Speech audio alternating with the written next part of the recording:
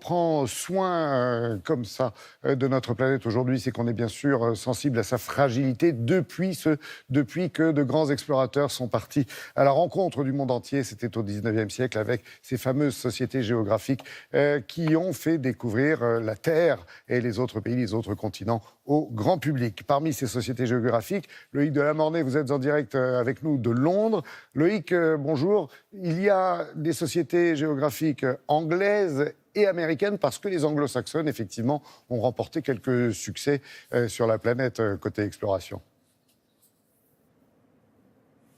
Oui, Laurent, effectivement. Alors, si je vous dis Dr Livingstone, I presume, eh bien, effectivement, c'était la fameuse phrase de Stanley quand ils étaient tous les deux à la recherche des sources du Nil. Après, il y a eu d'autres grands explorateurs ici au Royaume-Uni. Sir Edmund Hillary, le premier à avoir atteint le sommet de l'Everest. Et tous ces gens-là, eh bien, ils faisaient partie de la Royal Geographic Society, une des plus vieilles sociétés géographiques d'exploration au monde. La plus vieille, d'ailleurs, était française. Mais il y a eu après eux, eh bien, l'américaine, la National Geographic Society. Elle est un petit peu plus ancienne, mais c'est un petit peu plus récente, mais c'est elle qui finalement est peut-être le plus aujourd'hui encore restée dans le paysage. Elle fête aujourd'hui ses 130 ans et elle les a fêtés à Londres. C'est pour ça qu'on vous en parle aujourd'hui. Alors vous allez voir, effectivement, il y a plus d'un siècle, au 19e siècle, c'était des grandes explorations pour vraiment découvrir le monde et rapporter des images que personne n'avait encore vues. Aujourd'hui, eh bien, l'aventure s'est transformée plutôt en préservation de cette planète, mais on vous emmène dans un très beau voyage ce matin. Regardez ce reportage réalisé par Élise Derbaumet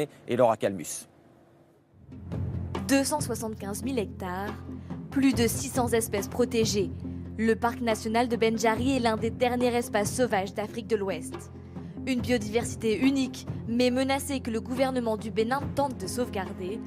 Cette semaine, il a reçu un soutien financier de taille, 6 millions d'euros de la National Geographic Society.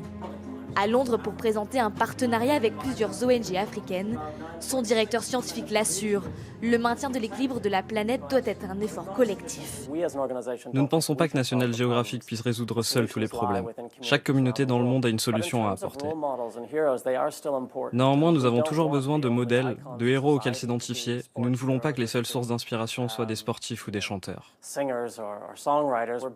Nous baptisons une nouvelle génération de héros qui s'impliquent pour la sauvegarde des espèces menacées, des écosystèmes et des différentes cultures. Et les vrais héros, les voici. Vincent Colliard et le Norvégien Borg Ousland représentent la vision fantasmée de l'exploration, de l'aventurier à l'assaut de lointains territoires. Depuis 2014, ce Français parcourt le monde et ses glaciers dans le but de sensibiliser au réchauffement climatique. J'étais pas encore adulte, il me semble, je devais avoir 16 ou 17 ans. J'ai lu les livres de Mike Horn et pour moi, ça me parle toujours. L'aventure pour l'aventure pure et dure. C'est quand même, ça reste quand même incroyable. Et puis on vit personnellement des moments de vie et puis des rencontres. Quand on va, par exemple, essayer de traverser l'océan Arctique ou de rejoindre le pôle Nord ou de faire une expédition en Antarctique. Hindou Marou Ibrahim incarne, elle, une nouvelle façon de penser l'exploration. Sur le terrain, elle rencontre les peuples autochtones du Tchad, se renseigne sur leur culture, leurs pratiques traditionnelles. Mais c'est surtout dans des salles de conférences qu'elle réalise son travail d'exploratrice. Aux Nations Unies, à la COP21 ou comme ici pour National Geographic. Elle y interpelle les leaders mondiaux sur les conséquences du changement climatique pour ces peuples dont le mode de vie ancestral est menacé.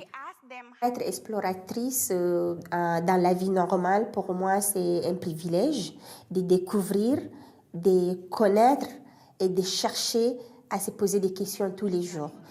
Depuis sa création, le groupe National Geographic a travaillé avec plus de 13 000 explorateurs à travers le monde.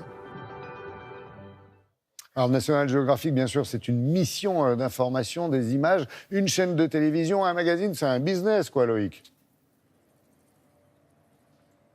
Oui, Laurent, vous avez raison, c'est un business, mais quand on leur pose la question, ils disent que voulez-vous, on n'est pas dans un monde où le Père Noël arrive tous les jours. Pour préserver cette belle planète, eh bien, il faut de l'argent pour ce parc en Afrique que vous avez vu. Eh bien, il va falloir embaucher évidemment des centaines de gardes-chasse pour les protéger, pour protéger les animaux des braconniers. Il faut de l'argent, il faut leur donner des voitures, des fusils. Eh bien, cet argent, il va venir de ce marketing. Alors, effectivement, National Geographic, ce sont des films, des magazines, c'est aussi des lignes de vêtements. Mais grâce à cet argent, eh bien, cet argent peut être réinvesti dans la préservation de la planète. C'est un cercle vertueux.